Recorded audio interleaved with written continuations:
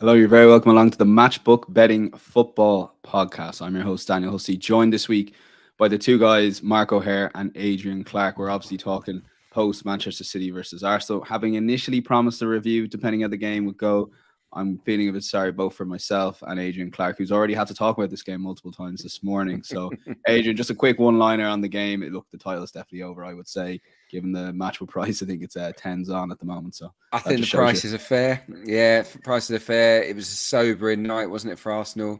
I just think there's a regret on Arsenal's part that they didn't bring the best version of themselves. Not anywhere close to it. Because if they had, then it would have been a far more competitive and compelling match. But it was one-way traffic and no arguments at all about the final score. Yeah, Mark, and just a quick one-liner from yourself as well. I know we were kind of talking off air. It shows the difference in these teams, and maybe Man City, Liverpool were definitely a lot closer down through the years than this Arsenal team are right now to Manchester City. Yeah, I felt the whole occasion was quite anticlimactic and underwhelming, really, considering we've outlined this match for so long, and you could see the way in which the two teams were going in the previous weeks. You kind of had an expectation of a City would win, but to win with a canter, really, and there was a clear chasm between the two teams. With and without the ball, City were just superb, really, and I felt quite emotionless, really, after the first 10 minutes watching it, because it felt a bit like a procession. You don't really want that in your title deciders, if you like. So Arsenal can be incredibly proud of what they've achieved. While the market says the title race is over, they still are top of the league, and you never know in football, but it does look very, very likely that Man City will kick on now. Arsenal still have a couple of tricky games to play. As Adrian says, disappointing that we couldn't see them in their best form, but I think that's also kind of been the flip side of their campaign so far. They've had for probably six months or so a young, talented team playing to their absolute limit week after week after week. It's very difficult to sustain that, particularly when you've got a monster like Man City, experienced at doing this kind of thing, is kind of coming into form in the spring, really. So disappointing from a neutral perspective, but it is what it is. City are now going to go on to probably win their fifth title in 6 years, and I guess that's the byproduct when you're backed by an oil state and have unlimited riches, and you're able to sort of put the best of everything in place. Yeah, absolutely. And look, the storyline will go to that treble, so there is quite exciting couple of weeks ahead, particularly the FA Cup final plus Manchester City, Real Madrid. So the treble isn't quite a foregone conclusion, although City heavy favourites to do it. Before we get into the games, we're going to be covering 4 weekend games. I want to point you in the direction of a brand new product and the most exciting thing I've been part of in Matchbook, and it's something called Matchbook Zero. So for those that perhaps haven't tried the Matchbook betting exchange yet and would like to, who are predominantly sportsbooks bettors and would like to have a look at maybe getting something in the middle. So this is basically effectively a product that has zero margin and 0% commission. So obviously sportsbooks will take margin with their prices. Matchbook Betting Exchange will take 2% commissions ourselves predominantly. We are looking at zero margin, zero commission. And what we effectively have is the 90-minute markets here. So you can see going through the screen if you're watching on YouTube. Head over to your YouTube channel if you aren't. You can see Tottenham Hotspur available at 2.89. The back and the lay price are the same. You can bet on any of these markets, no restrictions, up to £20 per market or per event. So we have all high-level football and all UK and Ireland horse racing at the moment. Matchbook Zero. Do check out matchbook.com/0. And what we'll be doing with the guys from next week onwards, we'll be basically looking at the Matchbook Zero in our long shot section as well. So it's definitely a product worth checking out. For more information, check out matchbook.com/0. Let's get into the 4 games and some really decent games. We're predominantly going Sunday, Monday, Tuesday, just the way the fixtures fell, and the Arsenal-Chelsea game being moved. Manchester United versus Aston Villa, Sunday, 2 o'clock. We'll take a look at the betting as we have at matchbook.com. And the 4 team in the Premier League are 4.6 away to Manchester United, who are 1.82. The draw is 4.1. You can back both teams to score, yes, at 1.69, with no available at 2.3. The Asian handicap line sees Aston Villa get a 3/4 of a goal head start at 1.8, and the goal line is 2.5. So Adrian Clarke, take it away on former Arsenal manager Unai Emery, because what he has done is absolutely incredible. I for some reason, I know a lot of Aston Villa fans, just the way my life has worked, and they are all absolutely buzzing, and all coming out of the woodwork all of a sudden as well, I would add. Definitely, yeah. My brother is an Aston Villa fan, believe it or not. Oh, wow. So yeah, so I've been hearing it all about it from him as well. So look, I think Unai Emery is a very good coach. Dealt a little bit of a tough hand at Arsenal, inherited an old squad full of players that really didn't want to be there, that weren't that motivated. And I think he thrives best where he can develop players and develop a team mentality, maybe a siege mentality, and get teams super organized. And, to do that, I think he works best in an underdog environment where the players are really happy to have Unai Emery as the coach. I think that's the dynamic that works best. He's done great. Obviously, they are the form team along with Manchester City in the Premier League. Their away record is fantastic under Unai Emery. 1-6, drawn 1, lost 1. Drawn 2, lost 1. And the defeat was at City. So that is remarkable. Mings and Conte at the back look at different players now. In midfield, very, very industrious, hard to play against. McGinn's been a revelation. And then up front, Ollie Watkins is one of the form strikers, isn't he, in the country? So lots to like about Aston Villa. And I think they'll go to Old Trafford thinking they can get a result here. No doubt about it. Man United obviously in action tonight. So that will be interesting, won't it?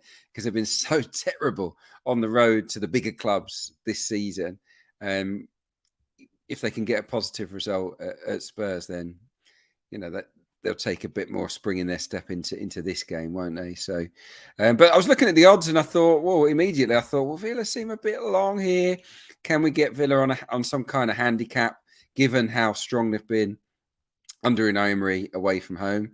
And yeah, I was drawn towards the plus 3/4 of a goal, 1.8. I think that's absolutely fair enough, and it's quite an attractive proposition. I was looking at United home and away up against teams in the top half this season. They've failed to win 8 of 14 matches, and of those 14 matches, they've won by more than 1 goal twice.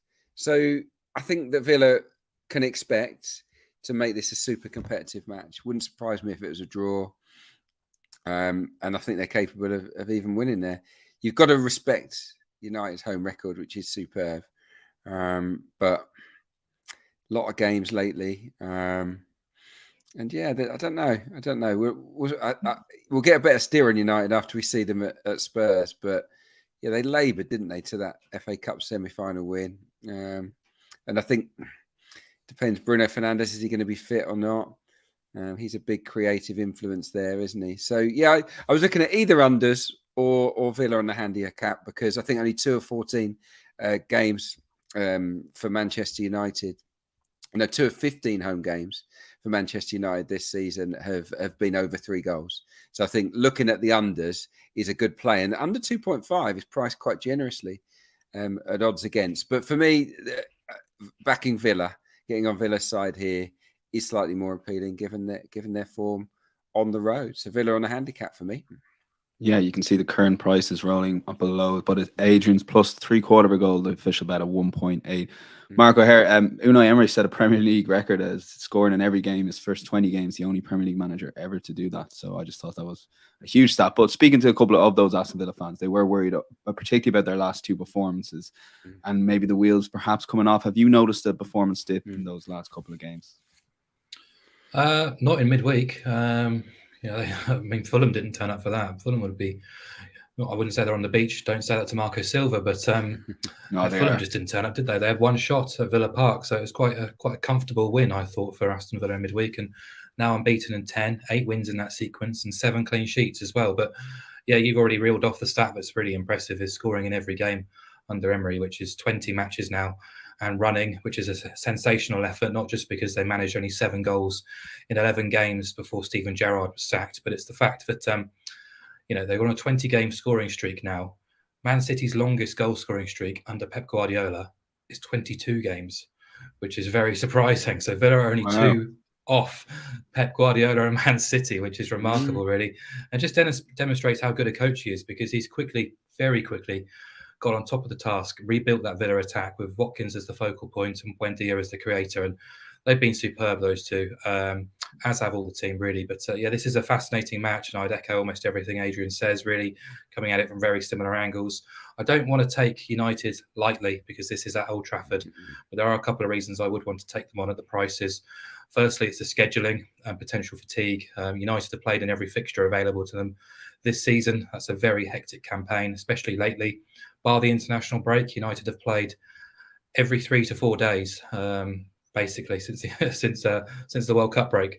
Include Thursday night's trips to Tottenham. This will be Man United's 34th match in 129 days since the World Cup. That works out as a game every 3.8 days.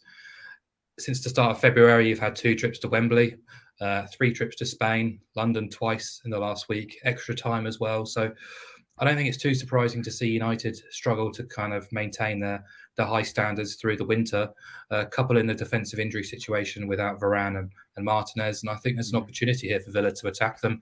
We'll have 2 extra days rest on United. Obviously, very lightly raced compared to United since the World Cup break as well. And yeah, they were able to sort of saunter through that match in midweek as well. So they're fresh, they're confident, they're hungry. I expect them to score at Old Trafford, and if they do so, they should be able to get something out of the game potentially. So, and as you say, that's commonplace for Emery away from home. Their only defeat, as Adrian says, at Man City away. They've already won at Brighton, Spurs, Chelsea, Leicester, took points away from Brentford and West Ham on the road as well. So difficult places to go, and Villa have had a penchant for picking up points, quite often most points or maximum points. So I liked Villa plus half a goal, a bit more aggressive than Adrian. Comes in at a price of around about 2.25. Haven't got it to hand. And yeah, also I was looking at opposing goals. Under 3 goals, slightly shorter, comes in around 175. That does appeal to me. You need 4 goals or more to lose the bet. Only 3 of Villa's last 10 went over 2.5. They've kept 7 clean sheets in that sample. None of United's last 8 have featured BTTS. They have kept clean sheets in 9 of 15 at home. But ultimately, we're looking at the 3-goal line, and only 2 of United's 15, as Adrian says, have gone over 3.5, and 5 of Villa's 20 under Emery have gone over 3.5. The only away game to go over that mark was away at Man City as well. So perhaps against a tired United, they should be capable of keeping this competitive. Okay, yeah, and as Mark touched on, we were recording this Thursday prior to the Manchester United Spurs game. Yes, Adrian? On Villa, very quickly, one number that might also be of interest. They've only conceded 7 goals in 9 away games under Emery. So we talked about the wins, but 7 goals conceded across 9 games on the road. If you discount the City game, that's 4 in 8. That is mighty impressive, and maybe a fatigued Manchester United, they've got a chance to certainly limit them to 1 goal max maybe here. So yes, interesting game. Okay. Some strong opinions from the guys. Definitely pro Aston Villa in this game, and small bit on the unders too. We're going to lock in Aston Villa, play a little bit safe, plus 3/4 of a goal with Adrian's selection at 1.8, but you can also go a little bit braver with Mark's pick of Aston Villa plus half a goal. We'll go to the second game, and again, these 2 teams could still be in top 4 action depending on United Spurs result tonight, plus the United Villa game. But we'll take a look at the betting. It's Liverpool versus Spurs on matchbook.com. Currently, Liverpool can be backed at 1.62. Spurs are available at 5.6. The draw is 4.8. Both teams to score, yes, heavily favoured at 1.65 with no 2.34. The Asian handicap line sees Spurs get 1 goal start and around 10 to 11, 1.91. And the goal line here is very high. It's 3.5, but that is shaded a good bit towards the under. So Mark, take it away. I don't know if you got a chance to watch Newcastle Spurs live. I did, and I've never been as shocked for 20-25 minutes at how poor a team defending was. And I guess a sack of the manager was the only way Daniel Levy could do that, to take some of the brunt off himself. Yeah, I mean, it would be kind to say it was like watching kids trying to play adults. It was embarrassing, really. I know Stellini changed the system, changed the approach, but that's still no excuse. For me, it started in the changing room. It's a mindset thing, and Tottenham were not ready or seemingly, I don't know, able to halt the flow. Really, it was quite shocking. One of those kind of ones you'll look back on in years to come and go, God, do you remember that day when Newcastle steamrolled Spurs and scored 5 in that first half hour or whatever it was? It was crazy, really. But this is a tricky one to preview because we haven't seen Spurs under Ryan Mason yet. But we can focus on Liverpool because there has been improvements, and I think you can kind of go back to the game against Arsenal at Anfield, which people are sort of talking about as a turning point for Arsenal's season, whereas I think the reality is it's probably a bit more of a turning point for Liverpool. Kind of belief has come running back into the squad since that game, because it's been a long time coming. They've been very, very inconsistent throughout the whole campaign, but they've finally started to have a bit of a full squad available to them. without too many distractions midweek either. It's meant a decent chance to rest, recover, go again, fielding close to a best 11 with key players coming off the bench, game changers. And there's been an improvement in the intensity as well across the park, not just in midfield, but in forward areas too. And that they bulldozed Arsenal in that last hour at Anfield. Should have won the game, then smashed Leeds for 6. Were admittedly quite shaky in the win against Forest, caught out by the counter-attack a couple of times, but then very, very impressive against West Ham on Wednesday night at London Stadium. I thought that was a banana skin for Liverpool, but they were very good, dominated the ball, the shot count, and monstered the XG battle as well. So if anything, they probably weren't clinical enough at West Ham. But I think it will breed confidence. The wins, 3 wins on the spin now. Top 4 still looks out of sight, but they'll still continue to try and work towards that. And this is a good opportunity to close that gap further. They're already actually above Spurs as we speak, but Tottenham have that Thursday night game. So we don't know how it will be going into the weekend. But yeah, City, Newcastle, United have all lost at Anfield. Arsenal probably should have.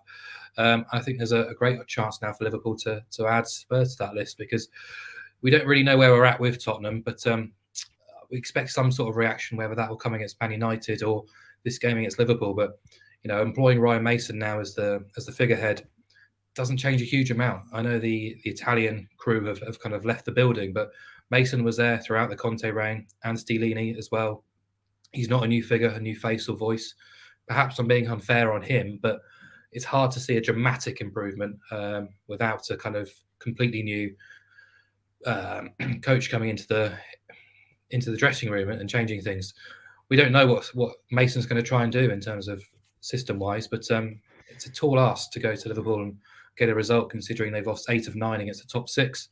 In the reverse game, they were comfortably beaten, and that was when Liverpool were going through a lean spell as well. That was quite a straightforward win for Liverpool.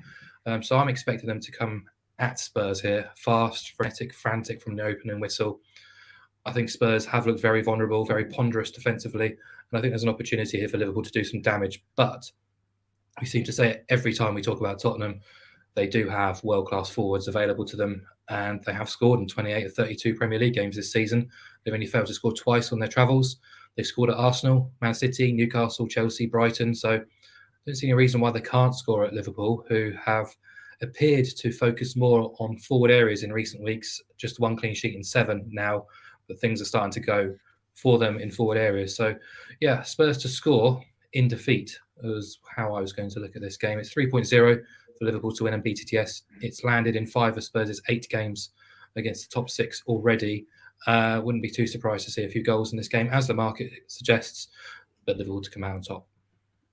Yeah, Mark, you touched on it there, but like as bad a season as Spurs are having, if they beat United before this game, they'll be in 5th place and a chance of top 4. So they definitely do have those world-class players to score goals. And Adrian, you are on similar lines with that goal line, with maybe going a pro-Liverpool approach here. They can't get top 4, Dan. They can't get top 4. Have you seen Tottenham play? That's the other side, yeah. Sorry, I'm only looking at the table here, so that's my fault. I can't have Spurs being in the top 4. I think they've been a mess. Really, we saw that. Look at the attitude. The attitude stunk St James's Park out, didn't it? And that's a cultural thing inside that dressing room. It's a dressing room full of players that aren't trying or haven't tried hard enough. Yeah, you might think, there'll be a reaction from Ryan Mason, but it doesn't mean that all those bad eggs suddenly become good.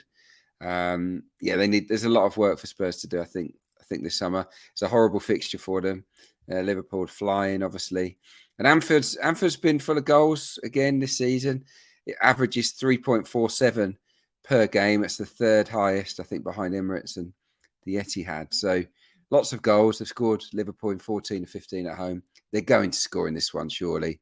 And I think the smart money would be on them scoring multiple times if you look at the way Tottenham have defended as a team lately. Not just the defenders, but in midfield as well. Pretty weak defending. And over the course of the season, you might think this is a new thing for Spurs, but not really. I was looking away at the top 4, 3, 4, 6, and 2. That's the amount of goals Spurs conceded in their matches away to the current top 4. Liverpool are absolutely as good as anyone in the top 4 on their own patch, aren't they? So I think they're going to score multiple times here. I think Liverpool and BTTS is a great shout from Mark. I really do. But if you really don't think Spurs will score, and they have scored in 14 to 16, Mark's bang on. But if you do think that they won't here, then Liverpool and over 2.5 is probably the way to go. 2.22, still a good price. Liverpool home games have gone over 2.5, 60% of the time this season. And for Spurs in away games, 56% of the time, it's over 2.5. So the odds are in our favour. And the form book also suggests that Liverpool are in the mood to give this Tottenham defence and midfield a really tough time. So yes, see Liverpool winning and quite handily as well. Okay, yeah, broad agreement with the guys. Liverpool over 2.5, 2.22 for Adrian, and the selection for Mark. Liverpool on both teams to score 3.0. We'll lock that one in. The podcast bet, just a bigger price there. Seems you do think Tottenham will eventually score, perhaps in a 2 or 3-1 defeat. We'll move on to Monday Night Football and more agreement with the guys, so we won't give too much away. But this is just a massive game, and particularly given the title race is pretty much gone, the relegation battle should pick up over the next few weeks. Leicester City 2.12. Everton available at 3.65. The draw is 3.5. The Asian handicap line sees Everton get a quarter of a goal start at 1.98. Both teams to score yes is available at 1.84, and the goal line is available in this game at 2.5. So Adrian, sticking with you on this one. Look, Leicester City, I watched the Leeds game. Look, it was a massive goal Jamie Vardy got them back in the game. But saying all that, if Bamford scores the winner, Leicester are even under more pressure. So what you're thinking here with your selection? Well, I thought Leicester were good in the game, actually. Certainly the second half.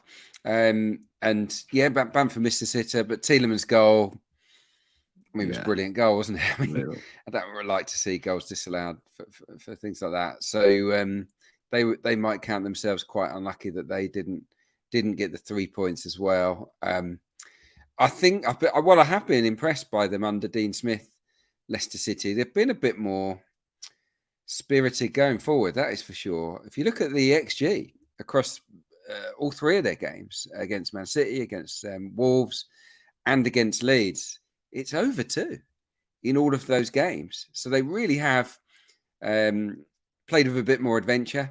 I think he's gone with sort of one less central midfielder, hasn't he, Dean Smith, and gone with an extra attacking midfielder in there, and it's kind of made a difference. But a little bit more front foot. So that's good from them. Vardy's obviously ended his little drought there with quite a large drought with a key goal, and with Iheanacho out, that was a shame for him. I think this could be Vardy's time to shine. They did beat Everton 2-0 at Goodison Park earlier on in the season. They've got a pretty good record actually in this wretched season for Leicester against the bottom 8. They've won 6 of 12 against their immediate rivals, and they scored in 9 of those 12 games. And I think given their improvement going forward, that they will score against Everton. What about Everton? The away record just can't fill you with any confidence if you're a Toffees fan. 1 win from 16, really bad. Scored 10 away goals in the entire season. So you think if Leicester can score, what have Everton got in their locker? I would be nervous if I were a Leicester fan at corners and wide free kicks. Dyche will get them bang up for that. We know that's a long-standing fragility for Leicester. So I think they've got a chance from scoring from those, but in general play, they haven't offered up a lot, have they? On the road, especially this season. The context of the game for Everton's interesting. Their fixtures are tough, in my opinion. I look at the games they got coming up. This isn't the order, but they've got Newcastle at home and City at home, hard. Brighton away, hard. Wolves away, that's pretty hard. And they've got Bournemouth at home, which you'd expect them to win. But I think Bournemouth have got a really good record at Goodison. So I think there's a really tricky run in for Everton, which means they might go for it a bit more than you'd expect here in this 6-pointer. They might see this as a must-win in their own eyes, which might make it a better game than anticipated. But worryingly for Everton, it might open up more gaps for Leicester. Harvey Barnes, Tete, Vardy, Maddison in particular to exploit. I fancy Leicester. I fancy Leicester to win the game, and at odds against. Yeah, even though they haven't won a lot this season, I think this is a game they can win. Yeah, Mark, any points to pick up on them? Because you are on the same bet, Leicester, in the 90-minute market. No, I've pretty much got all the I same could points see you. I written could see down you as well. laughing, and I was like, I think he's laughing because Adrian's taking all his notes here. But go on. No, I had the same sort of theory as well, kind of about Everton and a tough run in and how that Really? might Oh, that's change their interesting. mindset Yeah. because Yeah. not ordinarily you'd expect Everton and Dyche to come here and probably play for a point, but because of the way the fixtures lie, perhaps they'll have to come here and attempt to play, and that will create more opportunities for Leicester to in a more open game. So fascinated to see how they do set up at the King Power. Same as well with Leicester. Mildly impressed so far with their performances. They had 8 shots on target against Wolves a week ago. I thought they had the better of the game against Leeds. I know Leeds had a couple of golden opportunities, but I think that's always the case with Leicester. They're the only team now in Europe's top 5 leagues not to keep a clean sheet since the World Cup, which is 18 games and counting. Quite embarrassing, really. But the beauty of Leicester is they do have that ability in the final third with Maddison and Barnes back in the team in midweek. Vardy looked really sharp off the bench. Tete had a good game last weekend. Daka, Soumare's come back into the fold and performed really well in central midfield.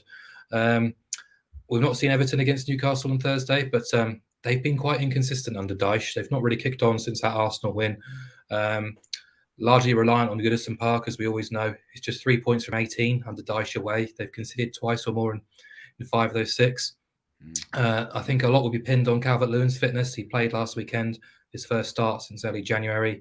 He's only made 10 starts all season, and McNeil and Damari Gray have the top scorers of 4 each. So Dyche will be craving to have him back to lead the line. We saw how effective Chris Wood was with Burnley in those days. So, yeah, I mean, just going back to the style and the approach, Dyche did try to sort of smother Crystal Palace at Selhurst Park last weekend and got the reward for it with a desperate 0-0. Almost nothing happened in that match. So I just don't think he can do that because of the way in which the Premier League table is sitting right now. Even Nottingham Forest picking up 3 points in midweek. And, I think teams down there have to start trying to win matches rather than just relying on points here and there because it is so competitive. And, yeah, those fixtures do not look pretty. So I'm hopeful that Everton come out to try and play in this match, and that should, in theory, give Leicester a bigger chance of picking up the points. So I thought odds against was fair enough considering all we've discussed.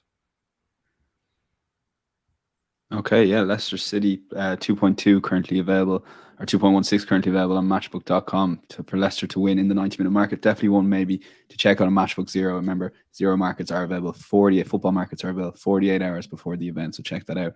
Around Saturday night, Sunday, you should see the best price out there on the market. We'll move on to a big game. Well, it was a big game, Adrian, on Tuesday night, but we'll take a look at the betting. It's a London derby, I guess we can big it up a little bit.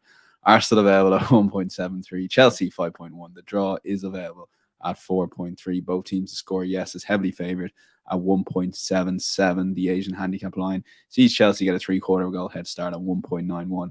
And the goal line is 2.5, shaded a good bit towards the over here. These are early markets based because of this Tuesday night game. But Mark O'Haire, a little bit on Chelsea. I mean, thank God Graham Potter and Tuchel got enough points together that's eventually going to keep them up because your mate Frank Lampard has not done well since he's came in.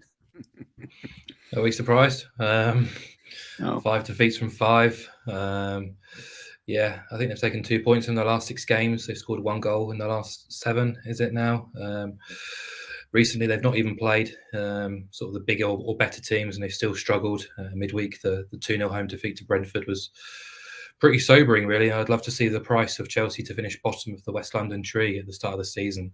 Fulham, newly promoted Fulham, and Brentford above them in the table, which is embarrassing considering the amount of money they spent. And there's an opportunity that they finish as the lowest scoring team as well if Everton do come out and start playing attacking football to try and survive, which would be, I don't even know what to say, to be honest. But yeah, they're an easy oppose here, despite what happened with Arsenal. I kind of came at this game, irrespective of what happened on Wednesday night, kind of thinking Arsenal at the prices were worth taking on. They could be playing now without a bit of pressure, perhaps. We don't know.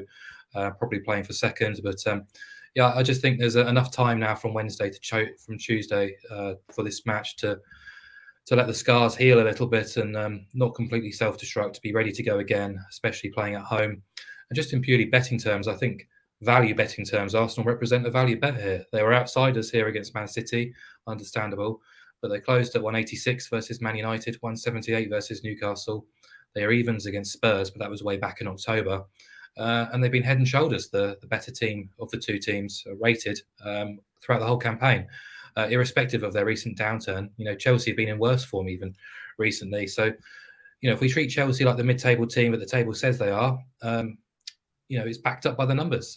All the underlying metrics suggest that Chelsea are no better than the ninth best in the league so far this season.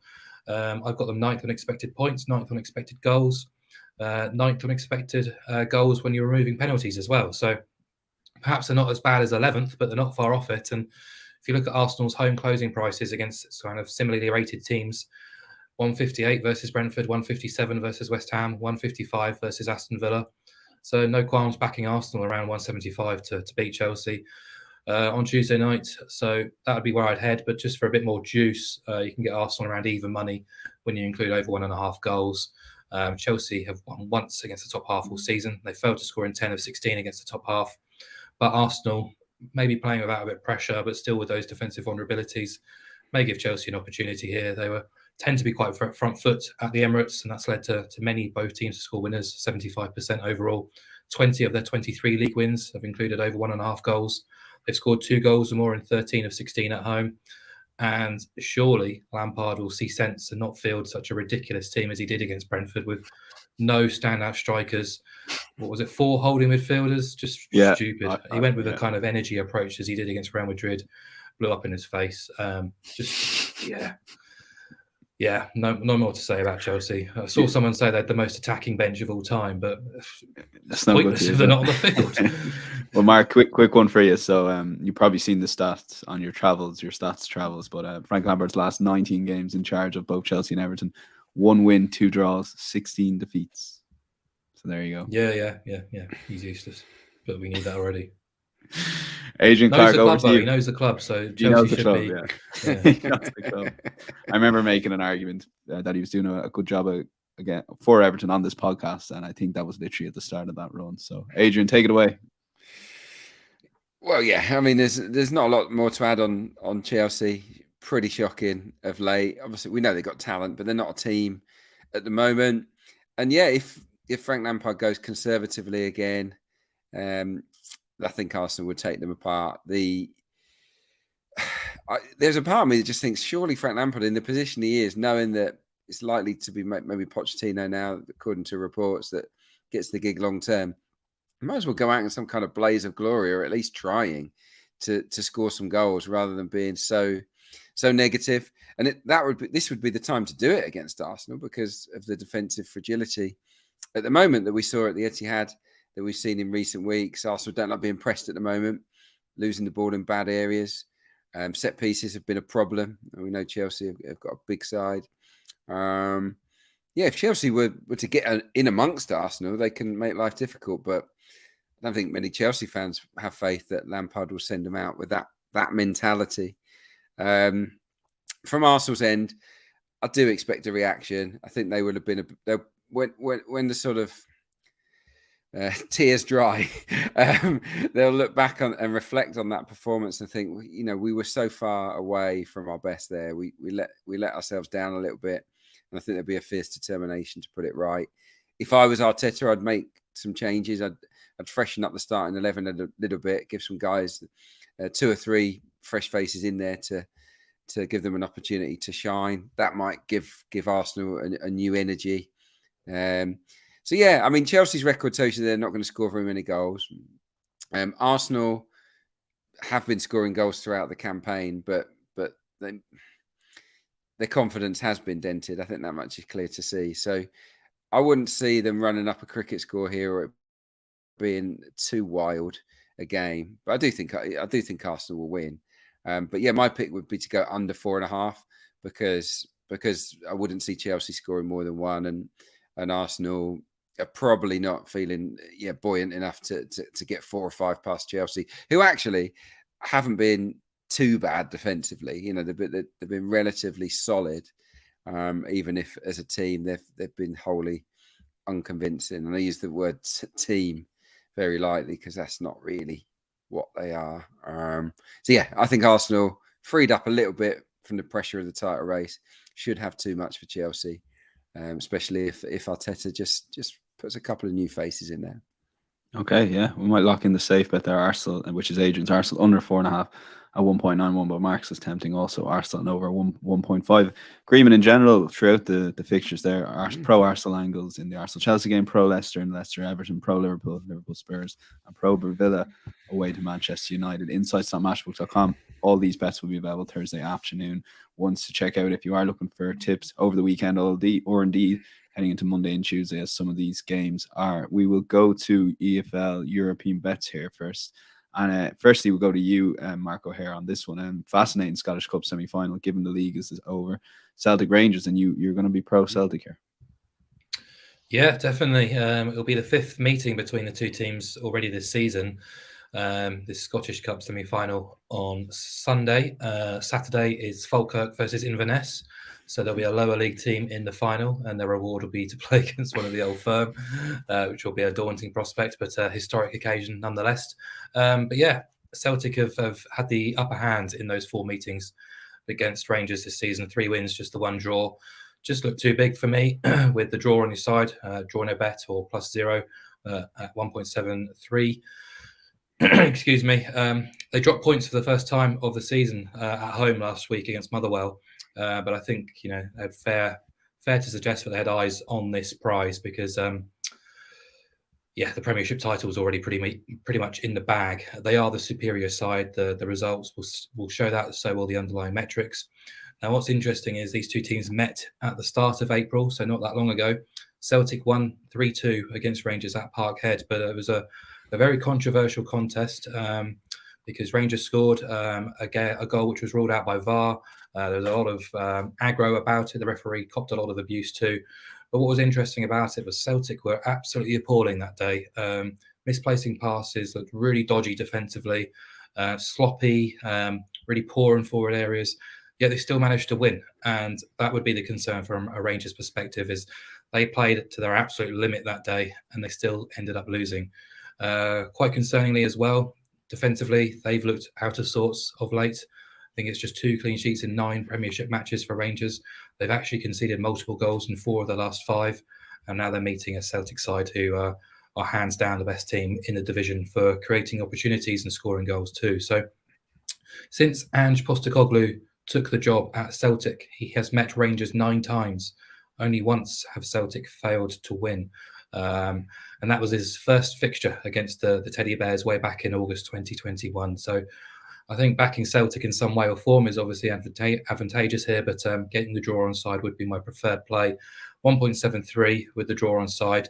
The last time these two teams met, which was in the Scottish League Cup final at Hampden Park at a neutral venue, Celtic, the same selection was 1.6, so a decent difference. And if anything, I think Celtic have got probably better, and Rangers have regressed defensively too. So should be a good occasion, always is. Feisty, should be high scoring, but I back Celtic to come out on top.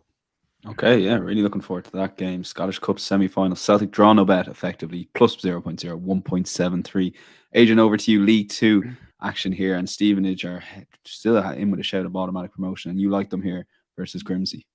I do, yeah. A win takes Stevenage up. They get automatic promotion. So it's a huge occasion for the club. They've stabilised in recent weeks. They've had, a couple of wobbles of late, but they've won 3 of their last 4. They had a big 1-0 win at Swindon in midweek. Really solid. A friend of mine was at the game and said they didn't really give Swindon too much at all during the 90 minutes. And I think, Steve Evans is the manager there, and he's pretty wily. He won't be gung-ho. He won't ask his team to go out and necessarily win it in the first 10 minutes, but they'll make sure that they don't give Grimsby too many opportunities. In terms of the home form, it's excellent for Stevenage. 16 wins from 22 on their own patch this season. That's the second best record in the division. So Stevenage I fancy, and then I don't think there'll be that many goals in the game. Under 3.5 appeals to me as something you could link in. 9 of the last 10 Stevenage games have got under 3.5. And over the course of the season, just 8 of 44 games for Stevenage and Grimsby have gone over 3.5 goals. So it would be very unusual to see 4 or more in the match, given that these two are often involved in low scoring affairs. I think it will be a little bit tense. It will be tight, but ultimately, with the motivation of automatic promotion, I don't expect Stevenage to blow it. Grimsby have nothing to play for, so I think they're going to win narrowly and get themselves into the top 3. Okay, Stevenage under 3.5 goals available, 2.2 versus Grimsby. And then we'll go to our long shot section, which is slowly going to be turning into a Matchbook Zero section. So again, for a reminder, £20, up to £20 you can use on the 90-minute markets, I guess. And look, Adrian, no better place to start than looking at an underdog here. And you like Birmingham to beat Coventry, who've been high flying this season. Oh, look, I really like Coventry. They've got Gus Hamer in midfield is great, and they've got Gyökeres, who's probably unlucky not to win a Championship Player of the Year. Chuba Akpom probably deserved it, but Gyökeres has been a phenomenon for the Sky Blues. So there's loads to like about Coventry, but they're not brilliant at home at the CBS Arena. They rank 9th in the home league table. So there's lots of draws in there, a few defeats. Not as many wins as you'd expect from a team that's got themselves into the playoff picture. Pressure would be on them because they're in the top 6 now, which they haven't really been for much of this season. And this is a bit of a local derby, obviously Coventry against Birmingham. Birmingham are a funny team. They've got nothing to play for the mid-table. They're lifted by news of new owners coming in. But they're one of these teams that can grind out wins. We saw that recently at Millwall. They went there and won 1-0. Home to Blackburn, who are also in the hunt for promotion. They won 1-0. They've also earlier on in the season won at West Bromwich Albion. When they're on it, Birmingham City, they're actually quite a strong side. And if Coventry are nervous and wobbly, I do think that John Eustace's Blues might spring a surprise. The reason I've picked it is not because I'm convinced Birmingham will win the game. I just think at a price of 7.0, they're very attractive. They're very attractive because, away from home in their last match, they went to the New Den and won 1-0. And Coventry are about the same level as Millwall and in a similar position in terms of being under pressure to get a result. So, I think it offers quite a lot of value. And I think that Birmingham City can make this a really competitive match. And if they score first, by the way, Birmingham City, that gives them a massive chance. Coventry have not won a single game from 1-0 down this season. So if Birmingham score first, could be in business. Okay, and that's a huge game sample, obviously, given we're near the end of the season. So Birmingham seem quite overpriced to me.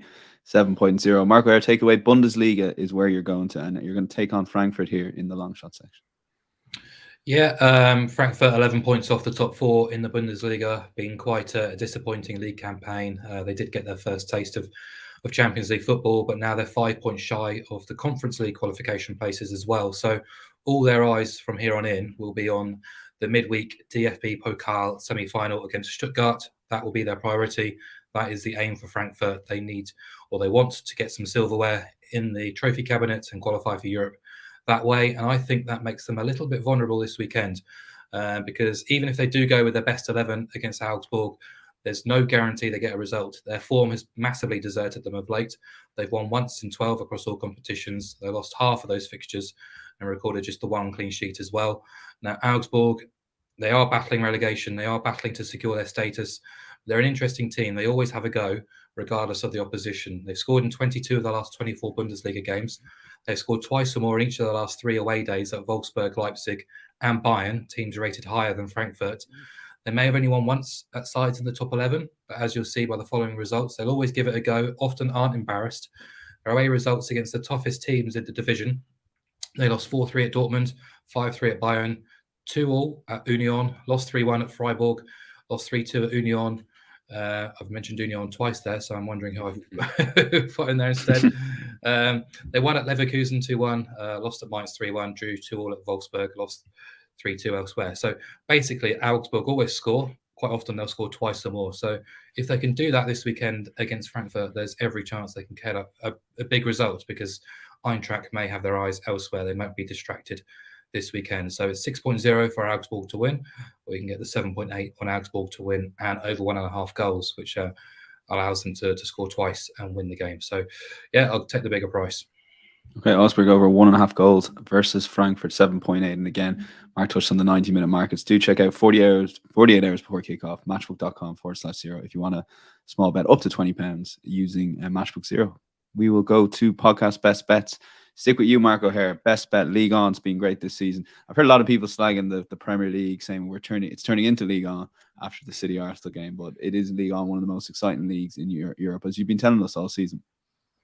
Yeah, it's been really competitive. No luck with last week's bet, BTTS with Montpellier and Rennes.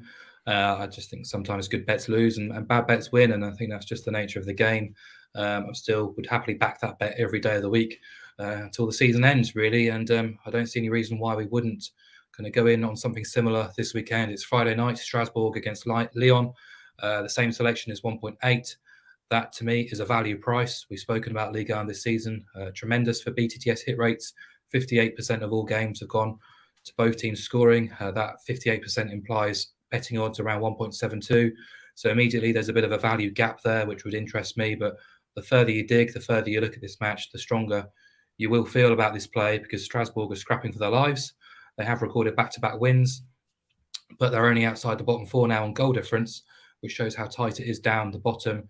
They do have quality, particularly in forward areas. Habib Diallo's having a cracking campaign. Kevin Gamero's there, a veteran forward who can score goals too. It's just defensively, they've been a total letdown all season. That's what's kind of been holding them back. Just 4 clean sheets all year. But they have quality in forward areas, as I mentioned. They've failed to score just 6 times in 32. So expect them to score at home. They're playing a Lyon team, though, who lost against Marseille last time out. Now 6 points off European qualification. So it's pretty much sink or swim for Lyon, who, for me, have just too much ability to be languishing in mid-table. They really should be higher up the table. They have scored in 12 of the last 14. They have scored in 13 of 16 away, and they've scored twice or more in 6 of 8 trips to the bottom half as well.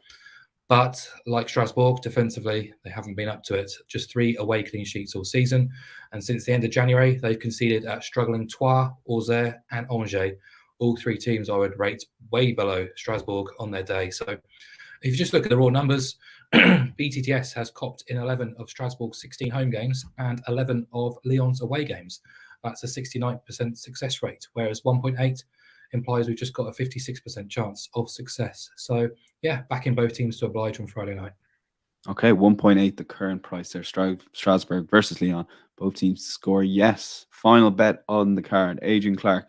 Both Southampton and Newcastle are in action tonight. Southampton at home to Bournemouth, Newcastle away to Everton. But your best bet is you feel there is value here currently siding with Newcastle in their game on Sunday at 2:00.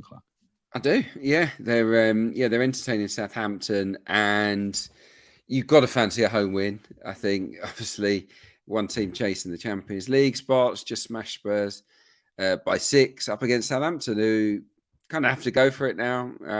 Otherwise, they're down, aren't they? So yeah, I'm looking forward to the game. It's a long old trip for the away fans, but yeah, I'd have to fancy Newcastle. Southampton on the road against the top teams, not great. Obviously, the 3-3 at Arsenal was a terrific result, but it was one of just 2 draws they've had against the top 8 on the road. 6 defeats, 0 wins. If you're thinking about the goals angle, which I am here at over 2.5, 6 of those 8 games went over 2.5, and they conceded at least 3 goals in 5 of those 8 games as well. So Southampton do have a propensity to ship multiple goals against the better teams away from home, which was no surprise given that they're at the bottom. Obviously, I saw them in the flesh the other day. They were pretty open at the back. Arsenal racked up a lot of chances, particularly in the last 20 minutes or so. And looking at the way Newcastle went about their work the other day, if they put their mind to it, I think that they can really hurt Southampton. Their home form's so strong, of course. Got Isak, who I think is level with, or he certainly was ahead of the other night in terms of having the joint best conversion rate of all the strikers to have scored at least 10 this season. Isak was level pegging with Haaland with 40%. Now, Haaland did miss a few chances in that game, which probably means Isak leads the way now. So, yeah, they've got a guy at the top end who's excellent. Newcastle 9 wins from 15 at home, playing the bottom team. Only lost once there all season. Got to fancy them, I think. So yeah, we'll have to wait and see. The only thing that turns me off of this bet, and I think it's the reason it's quite an attractive price is that only a third of matches at St James's Park this season have seen 3 goals or more, which is amazing, really, given what they did last time out. I think this is a chance for them to put on a bit of a show for the supporters. So, Newcastle and over 2.5 for me at home to Southampton, 2.16. Feels good. And I always like when you know the reason why you're probably getting a bigger price and you're happy enough to go with that. So it makes a lot of sense, that bet, to be honest. It's probably my favorite one out of the ones put up. Newcastle over 2.5 goals, 2.16 versus Southampton. My thanks to Mark O'Haire and Adrian Clarke. Insights.matchbook.com. You'll catch Mark O'Haire's piece live Thursday morning. Adrian Clarke went 2 out of 2 in his bonus midweek Premier League Insights. He backed over 3.5 goals in City. Arsenal was clever there to just do the goals angle. Adrian, fair play. Plus Bournemouth. I didn't want to back against Arsenal, but I just felt that there were bound to be goals, and then the Forest Brighton one came in as well, didn't it? Both teams. That was it. Yeah, 2 out of 2. So hopefully Adrian Clarke continues that. That'll be live Friday morning as well. Enjoy the bank holiday weekend. We'll be back Thursday for another weekend football podcast before the following Monday, heading to the Champions League semi-finals. Cannot wait for the last few weeks of the season. Until then, take care. Enjoy the football. We'll chat to you Thursday. Bye-bye.